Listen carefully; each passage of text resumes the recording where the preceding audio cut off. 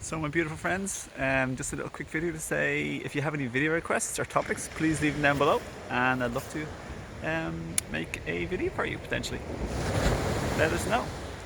And isn't this so beautiful? Check this out, my friends. There we go, the moon.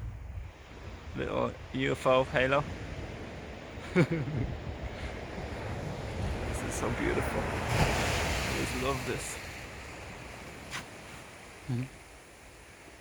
So yeah, have a great day and get out there in nature, be inspired, get healthy. Today's just finishing my third day of all raw food again, and I have to say my mood is definitely improved. And in terms of savoury things, I just have avocado and with some salt or seasoning, you know, that type of like powdery, flavoury thing, and tomato and lettuce. Simple as that. And it's delicious, very good. And I make an almond milk every day, homemade almond milk. And other than that, I have some nice oranges and some kiwis and some fruits. That's what I ate today, kiwis and oranges.